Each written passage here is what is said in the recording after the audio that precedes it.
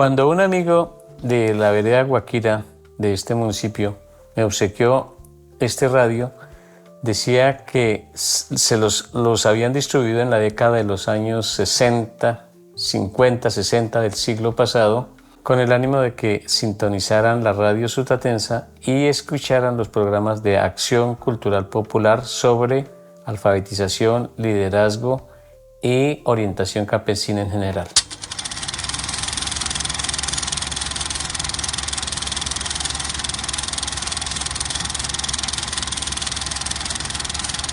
La historia no contada de Guayatá. Sí, muy buenos días para todos. Soy César Claudio Alfonso. Vamos a continuar con nuestro podcast La historia no contada de Guayatá. En el día de hoy vamos a trabajar sobre el origen de los indios Zuluba que habitaron este municipio. Vamos sobre todo tres temas centrales: pruebas documentales, algo sobre vivienda y algo sobre las lagunas y su religión. Bueno, entonces dentro de los distintos documentos que tenemos para confirmar la existencia del pueblo Zuluba acá en nuestro municipio de Guayatá, tenemos estos documentos tomados del Archivo General de la Nación. Tenemos el 191 y el 192. En el 191 vamos a leer, dice: en el pueblo de Guateque y Zuluba, en 24 días del mes de marzo de 1621, el señor licenciado Antonio Dobando mandó sean llamados y traídos ante su merced a los caciques y capitanes y al fiscal de los dichos pueblos Guateque y Zuluba, poblados en este sitio, para que con ellos se hagan los apercibimientos y diligencias necesarias. Y en el documento 192 ya habla de que ya habían traído ahí a los encomenderos para sus diligencias y dice: llegó a la población de los indios de Guateque de la encomienda de don Luis Cabeza de Vaca y de Zuluba de la encomienda de don Diego Núñez de Estupiñán, que eran hermanos y que están juntos, y también está el padre Fray Pedro Vaca de la Orden de San Agustín, que actualmente es doctrinero de esos dos pueblos y que casualmente también es hermano de ellos. Luego viene toda una queja por la primera falla que encuentra el oidor, y es el estado tan lamentable de la iglesia. Esos son los documentos 191 y 92. La importancia de estos documentos encontrados en el Archivo General de la Nación es que nos muestra que en 1621 ya se conocía la existencia del pueblo de Zuluba, que tenía su encomendero y que, digamos, aunque algunos habían ordenado que se uniera a Guateque, la impresión que nos da es que habían seguido cada uno, es decir, el resguardo de Guateque y el resguardo de Guayatá separados, pero que cuando llegaban estos visitadores, ellos se presentaban ante ellos. Como decimos anteriormente, las órdenes se impartían, pero no se acataban. Bueno, ustedes se preguntarán entonces por qué se habla ahí de encomenderos. Entonces tenemos que decir que tanto la encomienda como el resguardo fueron instituciones creadas por la corona española para explotar a los indígenas. Vamos a leer acá textualmente. La encomienda fue una institución mediante la cual el conquistador pudo explotar la mano de obra indígena y en cambio los aborígenes eran evangelizados. Es decir, se les enseñaba el idioma castellano y la doctrina católica. La encomienda se creó pensando en usarla por pocos años, pero terminó durando varias generaciones. Ahora, el resguardo ya habla de la parte del terreno, el cual era de los indígenas, pero los españoles se adueñaron de los terrenos, crearon unos resguardos, o delimitaron unos terrenos donde confinaron a los indígenas, y ellos a través del cacique se comunicaban para darles las órdenes sobre las diferentes actividades que tenían que realizar los indígenas y sobre todo sobre los impuestos o demoras que tenían que entregarles. Para eso se necesitaba un indígena que fuera traductor, que ellos lo llamaban el lenguas, que era el que aprendía el idioma castellano más rápidamente y se comunicaba con los indígenas. También hay que explicar la labor del cura doctrinero. Su papel más importante era evangelizar a los indígenas, es decir, que los indígenas supieran las principales oraciones y las principales dogmas de la religión católica. Bueno, veamos rápidamente otros documentos que nos prueban la existencia del pueblo Zúñiga.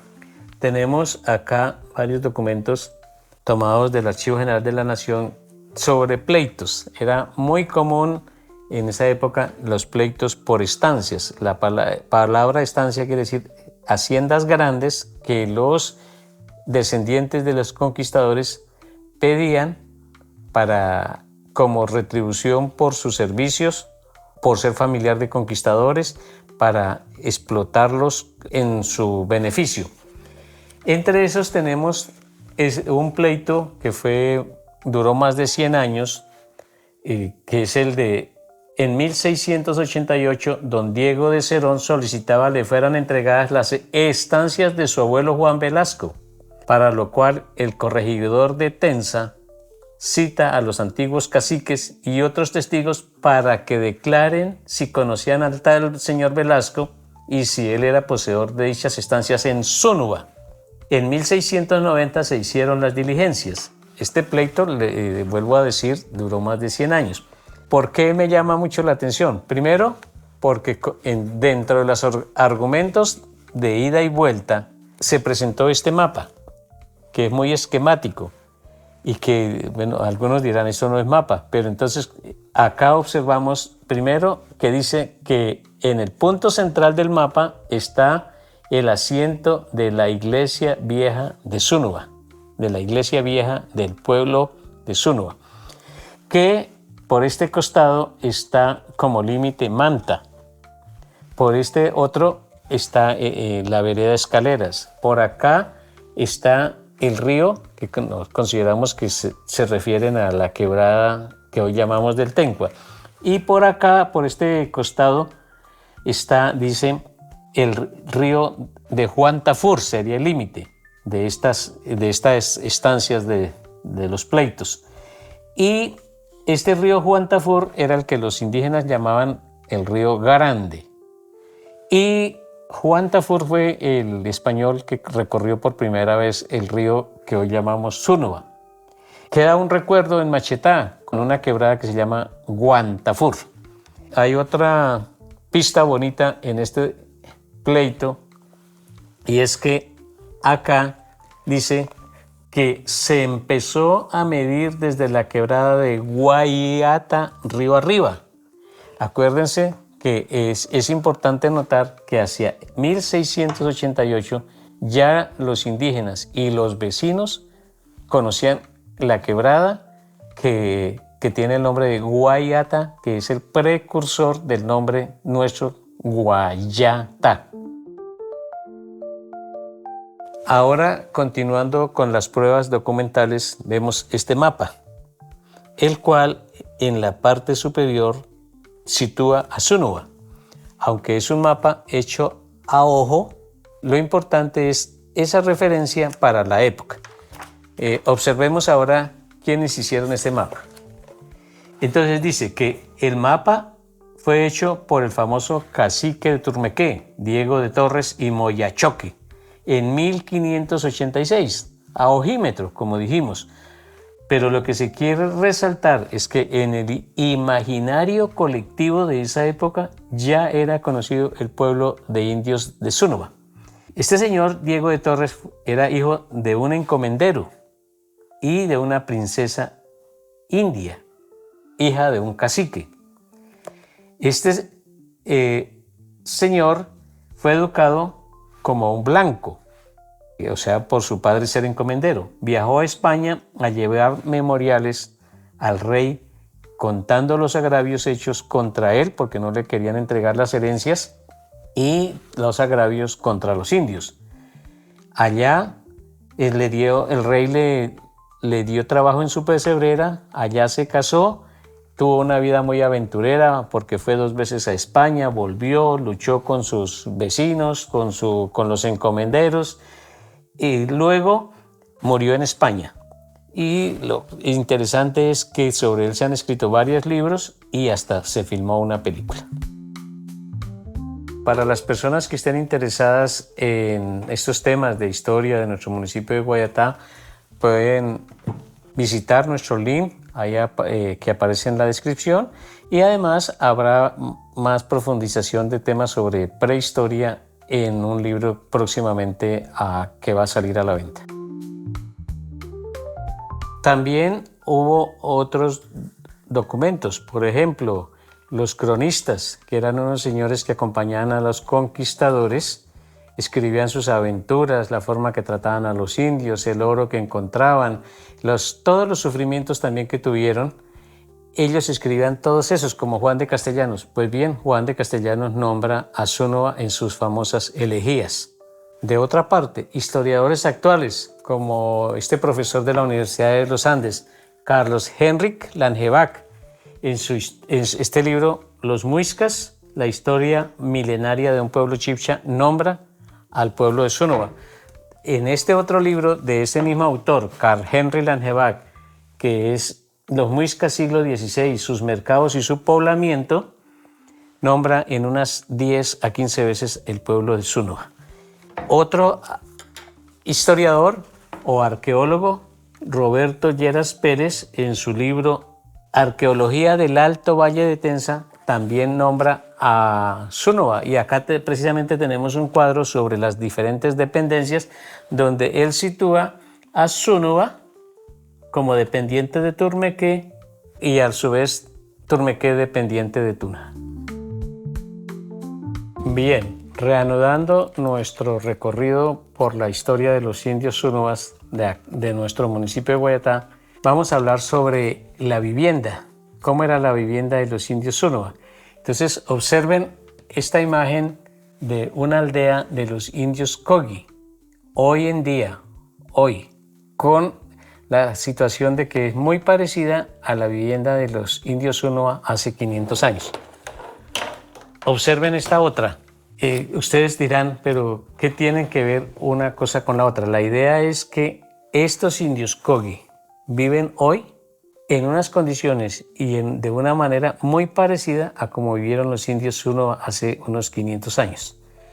Cuando nosotros estuvimos en ese sitio, en Palomino, esta tribu vive cerca de Palomino, que es un pueblo muy turístico, entre Palomino y Dibuyá, equidistante a Riohacha y Santa Marta.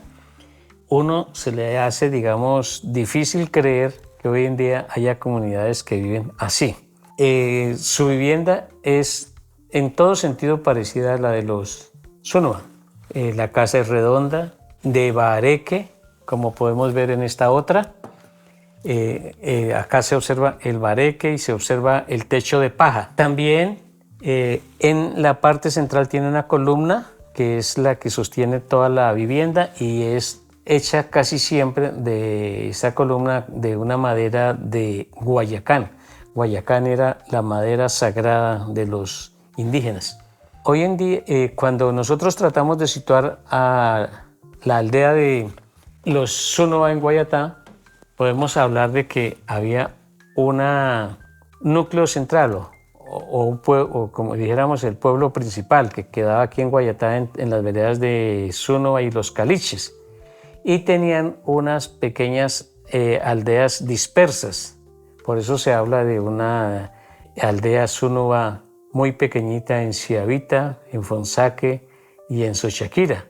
Y eso también explica en parte que haya tantos entierros indígenas, tantas sepulturas indígenas en tantos sitios. Además que cuando llegaron los españoles hacia 1540, con el continuo reparto de resguardos, estancias y con la continua rapacidad de sus tierras, fueron irlos alejando. Lo que los indígenas se iban alejando hacia el sur, los que no se quedaron en el resguardo se iban yendo hacia el sur y por allí hacían sus pequeñas viviendas. Hablemos ahora un poco sobre la religión de los indígenas zúñigas y de los muiscas en general. Ellos tenían sus creencias en sus mitos de Bochica, de Bachué, en su dios principal que era Chiminigagua, el dios que creó la luz. También adoraban a Xue, que era como llamaban al sol, a Chía, que es la luna. Acuérdense que del templo del sol de Sogamoso y de Chía. Bueno, participaban en ritos de adoración en las lagunas, por ejemplo en Guatavita, en Iguaque, en Fúquene, acá en Guayatá la laguna de la Paja Brava, y es de creer que como era una zona tan boscosa en esa época, debía haber muchas lagunas pequeñas, muchos manantiales. Acuérdense que cuando nombramos la laguna de Iguaque, que allí fue donde surgió Bachué, con el muchacho, con su hijo, que después se convirtió en su esposo y fueron los creadores de toda la raza de los muiscas. Ahora, hablando de las lagunas, tenemos que decir que eran sus santuarios naturales. Es decir, los indígenas iban a la laguna a hacer sus ritos de adoración y llevaban siempre ofrendas. Esas ofrendas eran los tunjos, que eran pequeñas figuras puede ser de figuras de animales o antropomorfas, para hacer sus peticiones, sus oraciones, que les fuera bien en sus cosechas. En determinados ritos y determinadas circunstancias hacían ayunos para ir a hacer esa ofrenda y iban acompañados por su chuki o chiqui, que era el sacerdote. Este chuki fue españolizado como jeque. Bueno, ellos iban a estos sitios a hacer su adoración. Acordémonos que acá un apunte es que Chiquinquirá es un término totalmente indígena, porque chiqui viene de sacerdote y quirá, ciudad. Entonces traduciría algo así como la ciudad sagrada o la ciudad de los sacerdotes. Aquí también comentamos que hoy en día hay muchos mitos, mucho comentario, mucho miedo sobre las lagunas. Acuérdense de la laguna encantada, que una de las muchas leyendas dice que los campesinos tienen miedo de ir a la laguna porque el espejo de agua, cuando uno se acerca, se aleja, y que si uno se mete mucho junto a la laguna, entonces el espejo de agua se devuelve y se lo puede tragar a uno. Entonces los campesinos dicen que cuando vaya uno a esas lagunas hay que tener mucho cuidado. Ya finalizando, podemos hablar del mito de Guatavita, que es muy diferente a la leyenda. En el mito hablamos que había un cacique que tenía una esposa hermosa, la cual le fue infiel, y que a este personaje que causó la infidelidad fue sacrificado por el cacique, y luego hicieron una fiesta y un gran almuerzo y le dieron de comer a la indígena el corazón de su amado. Y luego hubo, como estaba toda la comunidad avisada, hubo un escarnio y una burla total para esa pobre mujer. Ella, desesperada por todas estas situaciones, cogió a su hija, que era una hija muy querida del cacique, y se fue para la laguna y se botó allá y se ahogó. Entonces, cuando el cacique supo que se había ahogado su hija, se desesperó, envió al sacerdote para que le sacaran a su hija, pero el sacerdote regresó de la laguna diciendo que no había podido salvarla y que debería hacer ofrendas y sacrificios a la laguna en determinadas fechas. De ahí surge luego la leyenda de El Dorado. También queremos comentar acá, digamos, algunas otras anécdotas. Por ejemplo, que hubo españoles que, enterados de que en las lagunas se enterraban muchos tesoros, invirtieron todo su capital en secar esa laguna para encontrar los tesoros y apoderarse de esas riquezas, y terminaron muchos en la ruina. Concluyendo nuestro podcast del día de hoy, la historia no contada de Guayatá, vemos que hicimos un recorrido por los documentos que demuestran la existencia de la aldea Sonoa en nuestro municipio de Guayatá. Trabajamos sobre cómo eran las viviendas y terminamos comentando sobre los santuarios naturales de los indígenas, es decir, sus lagunas, como un referente a su religiosidad. Bueno, muchas gracias a ustedes por su atención. Esperamos que nos acompañen en un próximo capítulo de esta bonita historia. Muy amables, muy buen día para todos. La tierra bella, la tierra linda de Boyacá, otra gente buena que uno se encuentra aquella allá. Tierra de colores y de sabores, ¿a qué pensarán? Usted lo disfruta si ya se viene de la ciudad. Usted lo disfruta si ya se viene de la ciudad. Viene a divertirse, a pasarla bueno, a bailar carranga.